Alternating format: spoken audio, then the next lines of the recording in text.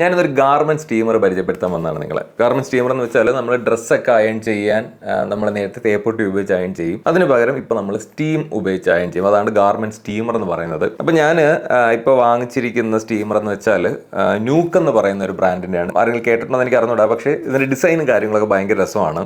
അപ്പോൾ ഇതാണ് ഇതിൻ്റെ ബോക്സ് വരുന്നത്. ഇതൊരു ഔട്ടർ ബോക്സ് ആണ്. ഇതിനകത്ത് പിന്നെ ഇങ്ങനെ ഒരു ബോക്സ് വരുന്നുണ്ട്.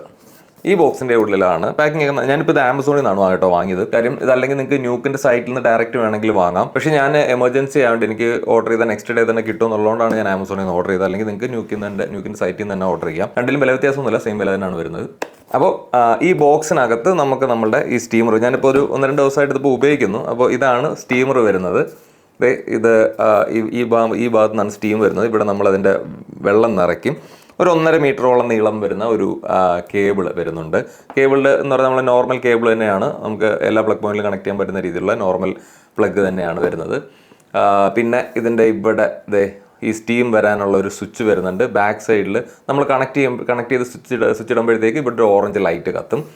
എന്നിട്ട് ഇതിൻ്റെ വർക്കിംഗ് ടൈം ഞാൻ പറയാം. അതിന് ബോക്സിൽ ബാക്കി എന്തുണ്ടെന്നുള്ളത് പറയാം. ബോക്സിൽ പിന്നെ നോക്കുമ്പോഴത്തേക്ക് നമുക്കിത് ഇങ്ങനൊരു സംഭവം കിട്ടുന്നുണ്ട്. ഇതെന്ന് പറയുന്നത് ലിൻഡ് റിമൂവർ എന്ന് പറയുന്ന സംഭവം. അതായത് നമ്മൾ കണ്ടിന്യൂസ് ആയിട്ട് കുറേ പ്രാവശ്യമൊക്കെ ഒരു തുണി ഉപയോഗിച്ച് കഴിയുമ്പോഴത്തേക്ക് അതിൻ്റെ ഇങ്ങനെ ചെറുതായിട്ട് അതിൻ്റെ ഇതൊക്കെ നൂലൊക്കെ ഇങ്ങനെ പൊങ്ങി നിൽക്കത്തില്ലേ. അപ്പോൾ ഇതിനകത്ത് നമുക്ക് ഇങ്ങനെ കണക്ട് ചെയ്യാം. കണക്ട് ചെയ്തിട്ട് നമുക്ക് ഇതിങ്ങനെ യൂസ് ചെയ്യുമ്പോഴത്തേക്ക് ആ പൊങ്ങി നിൽക്കുന്ന തുണിയൊക്കെ ഉണ്ടെങ്കിൽ കുറേ അങ്ങ് പിടിച്ച് കളയുമെന്നാണ് ഞാൻ പറയുന്നത്. ഞാനിതങ്ങനെ ഒരുപാട് ഉപയോഗിച്ചൊന്നുമില്ല.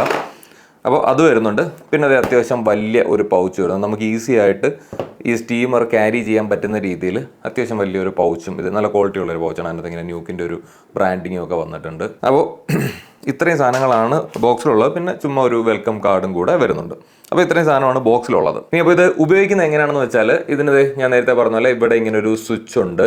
ഇവിടെ ഒരു LED ലൈറ്റ് വരുന്നുണ്ട്. അപ്പോൾ നമ്മൾ ഈ പ്ലഗ് പോയിന്റ് ഇങ്ങനെ, അത് കൂടാതെ കേബിൾ മാനേജ് ചെയ്യാനായിട്ട് ഇതിൻ്റെ കൂടെ തന്നെ ഒരു ബെൽറ്റും ഉണ്ട് കേട്ടോ. നമുക്ക് കേബിൾ ചുറ്റി വെച്ചിട്ട് ഈ സ്ട്രാപ്പ് വെച്ചിട്ട് നമുക്ക് നല്ലതായിട്ട് ഇത് ഒതുക്കി ഓർഗനൈസ് ഒക്കെ ചെയ്ത് ബാഗിലൊക്കെ വെച്ചുകൊണ്ട് പോകാൻ പറ്റും. സ്റ്റീം അതിനകത്ത് നമുക്ക് ഇവിടെ ഇങ്ങനെ, ഇതാണ് ഇതിൻ്റെ വാട്ടർ കണ്ടെയ്നർ എന്ന് പറയുന്നത്. ഒരു 100 ml വാട്ടർ ഇതിനകത്ത് നമുക്ക് നിറയ്ക്കാൻ പറ്റും.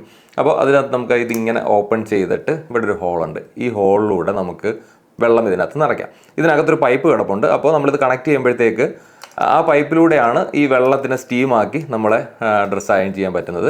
എന്നിട്ട് ഇത് നമ്മൾ വെള്ളം നിറച്ച് പ്ലഗ് പോയിന്റ് കുത്തി സ്വിച്ച് ഇടുമ്പോഴത്തേക്ക് ഇവിടെയുള്ള ഓറഞ്ച് ലൈറ്റ് കത്തും. ഈ ഓറഞ്ച് ലൈറ്റ് കത്തി നമുക്കൊരു 30 seconds വെയിറ്റ് ചെയ്യണം. അതായത് ഈ വെള്ളത്തിനെ ഒന്ന് ചൂടാക്കി സ്റ്റീം ആക്കാനുള്ള ഒരു ടൈമാണ് ഈ 30 seconds എന്ന് പറയുന്നത്.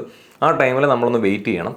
വെയിറ്റ് ചെയ്തിട്ട് നമുക്കിത് ഈ സ്വിച്ച് അമർത്തി കഴിയുമ്പോഴത്തേക്ക് സ്റ്റീമിങ് സ്റ്റാർട്ട് ചെയ്യും. അങ്ങനെ ചെയ്യുമ്പോഴത്തേക്ക് നമുക്ക് പിന്നെ ഡ്രസ്സിനകത്ത് നമുക്കിത് വെച്ച് ഈസി ആയിട്ട് നമ്മളെ ഡ്രസ്സ് അയൺ ചെയ്ത് ക്ലീൻ ആക്കി എടുക്കാൻ പറ്റും. അങ്ങനെയാണ്. അപ്പോൾ ഇതിൻ്റെ വലിയ കോംപ്ലക്സ് ആയിട്ടുള്ള സംഭവങ്ങളൊന്നുമല്ല, സിമ്പിളാണ്, നമുക്ക് ഈസി ആയിട്ട് ഹാൻഡിൽ ചെയ്യാം. ആകെ ശ്രദ്ധിക്കേണ്ട ഒരു കാര്യം എന്ന് വെച്ചാൽ ഇത് നമ്മൾ ഓൺ ആയി കഴിയുമ്പോഴേക്കും നമ്മൾ ഈ ഭാഗത്തേക്ക് പിന്നെ കൈ ഒന്നും കൊണ്ട് തൊടാൻ നോക്കരുത്. ഭയങ്കര ചൂടായിരിക്കും, നല്ല രീതിയിൽ പൊള്ളും. പിന്നെ ഇതിൻ്റെ ഒരു അഡ്വാൻറ്റേജ് നമുക്കിത് വെർട്ടിക്കലി, അതായത് ഇങ്ങനെ ഡ്രസ്സ് ഹാങ് ചെയ്തിട്ട് ഇങ്ങനെ വേണമെങ്കിലും സ്റ്റീം ചെയ്യാം. അതല്ല നമുക്ക് ഏതെങ്കിലും ഒരു സർഫസിൽ വെച്ചിട്ട് ഈ രീതിയിൽ വേണമെന്നുണ്ടെങ്കിൽ നമുക്കിത് സ്റ്റീം ചെയ്യാവുന്നതേ ഉള്ളൂ. എന്തായാലും ഞാനിത് ഉപയോഗിച്ച് എൻ്റെ കുറച്ച് ഡ്രസ്സൊക്കെ ഞാൻ പൊതുവെ അങ്ങനെ ഡ്രസ്സ് ഒരുപാട് അയൺ ചെയ്യുന്ന ഒരാളല്ല. മിക്കവാറും ഞാൻ ടീഷർട്ട്സ് ഒക്കെ ഇടുന്നുണ്ട്, അങ്ങനെ അയൺ ചെയ്യാറില്ല. പിന്നെ ഈ പറയുന്ന പോലെ എന്തെങ്കിലും ഫംഗ്ഷനൊക്കെ പോകുമ്പോൾ ഷർട്ടൊക്കെ ഇടുകയെന്നുണ്ടെങ്കിൽ ഷർട്ട് ഞാൻ അയൺ ചെയ്യാറുണ്ട്. പക്ഷേ ഷർട്ടൊക്കെ ഒരുപാട് യൂസ് ചെയ്യുന്നവരും കൃത്യമായിട്ട് എല്ലാ ഡ്രസ്സുകളും അയൺ ചെയ്ത് ടിപ്പ് ടോപ്പ് ആയിട്ടൊക്കെ ഇട്ടുകൊണ്ട് പോകുന്ന ആൾക്കാർക്കൊക്കെ ഭയങ്കര യൂസ്ഫുൾ ആയിട്ടുള്ള ഒരു ഐറ്റമാണിത്. ബാഗിലൊക്കെ ഒതുക്കി അങ്ങ് വെച്ചുകൊണ്ട് പോകാൻ പറ്റും. നമ്മളിപ്പോൾ ഒരു ഹോട്ടലൊക്കെ റൂം എടുത്ത് നിൽക്കുകയാണെന്നുണ്ടെങ്കിലും അവിടെയൊക്കെ വെച്ചിട്ടാണെങ്കിൽ നമ്മൾ ഡ്രസ്സ് അയൺ ചെയ്യാൻ, നമുക്ക് വെർട്ടിക്കലി എവിടെയെങ്കിലുമൊക്കെ ഡ്രസ്സ് തൂക്കിയിട്ടിട്ട് നമുക്ക് അയൺ ചെയ്യാനൊക്കെ ഈസി ആയിട്ട് അയൺ ചെയ്യാൻ പറ്റും. അപ്പോൾ നമ്മൾ ഈ സ്റ്റീമർ ഉപയോഗിച്ചിട്ട് അത് ക്ലീൻ ചെയ്യുമ്പോഴത്തേക്ക് നമുക്ക് ആ ഒരു ബാഡ് ഓർഡറൊക്കെ അല്ലെങ്കിൽ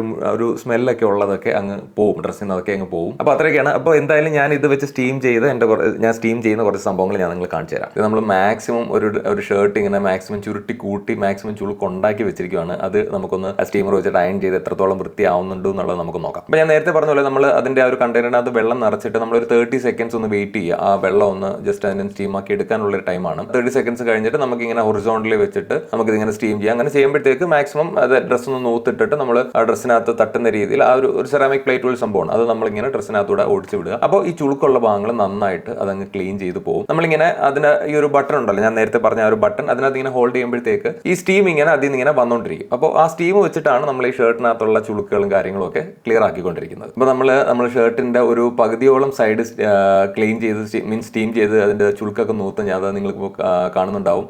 അതിൻ്റെ ഒരു സൈഡ് മൊത്തം നമ്മൾ സ്റ്റീം ചെയ്ത് അപ്പുറത്തെ സൈഡ് സ്റ്റീം ചെയ്ത് ആ ഡിഫറൻസ് ഉണ്ടല്ലേ, ആ ചുളുങ്ങിയിരിക്കുന്ന ഒരു ഭാഗവും നമ്മളപ്പുറത്ത് ചുളുക്കെല്ലാം സ്റ്റീം ചെയ്ത് ഇത്രയും ആ ഒരു ഡിഫറൻസ്. ഇതൊരു ലിനൻ ക്ലോത്ത് ആണ്. അപ്പോൾ ലിനൻ ക്ലോത്തിൻ്റെ പ്രത്യേകത നിങ്ങൾക്ക് അറിയാലോ, അത് ചുളുക്ക് വീണാൽ ആ ചുളുക്ക് പോകാൻ ഭയങ്കര ബുദ്ധിമുട്ടാണ് ലിനൻ ഡ്രസ്സിനകത്തുള്ള ചുളുക്ക് പോകാനായിട്ട്. അപ്പോൾ അതിനെ അത്രയും ക്ലിയർ ആക്കി എടുത്തിട്ടുണ്ട്. ഞാനിപ്പോൾ വെർട്ടിക്കലി കൂടെ ഹാങ് ചെയ്ത് കാണിക്കാൻ, ഇത് കണ്ടില്ലേ, ഒരു സൈഡ് മൊത്തം നമ്മൾ അയൺ ചെയ്ത്, അതായത് സ്റ്റീം ചെയ്ത് ഇപ്പുറത്തെ സൈഡ് ചെയ്തിട്ടില്ല. അപ്പോൾ ആ ഒരു ഡിഫറൻസ് നിങ്ങൾക്ക് മനസ്സിലായി. അത്രയും ചുളുക്കൊണ്ട് ഉണ്ടായിരുന്ന ഒരു സൈഡ് നമ്മൾ നല്ല രീതിയിൽ സ്റ്റീം ചെയ്തപ്പോഴത്തേക്ക് ക്ലിയർ ആയിട്ട് വന്നിട്ടുണ്ട്. ഇനി നമുക്ക് വെർട്ടിക്കലി ഈ പറയുന്ന പോലെ ഇതുപോലെ ഒന്ന് ഹാങ് ചെയ്തിട്ടിട്ട് നമുക്ക് വെർട്ടിക്കലി വേണമെന്നുണ്ടെങ്കിൽ നമുക്ക് ഇങ്ങനെ രണ്ട് രീതിയിലും, അതായത് നമുക്ക് ഹൊറിസോണ്ടലി എവിടെയെങ്കിലും വിരിച്ചിട്ടുകൊണ്ടും ചുളുക്കുകൾ മാറ്റാൻ പറ്റും, അല്ലാന്നുണ്ടെങ്കിൽ ഇങ്ങനെ ഹാങ് ചെയ്തിട്ടും ചുളുക്ക് മാറ്റാൻ പറ്റും. അപ്പോൾ ഹാങ് ചെയ്തിട്ട് യൂസ് ചെയ്യുമ്പോഴത്തേക്ക് നമുക്ക് ശരിക്കും ഡ്രസ്സിനകത്ത് തട്ടണമെന്ന് നിർബന്ധമില്ല. ജസ്റ്റ് ഡ്രസ്സിന്റെ ഒരു 1 ഇഞ്ച് ഡിസ്റ്റൻസിൽ ഇട്ടിട്ട് നമ്മളിങ്ങനെ അത് ആ സ്റ്റീം വരുന്ന ബട്ടൺ ഇങ്ങനെ പ്രസ് ചെയ്തുകൊണ്ടിരുന്നാലും നല്ല രീതിയിൽ നമുക്ക് അതിനകത്ത് ചുളുകൾ മാറി കിട്ടും.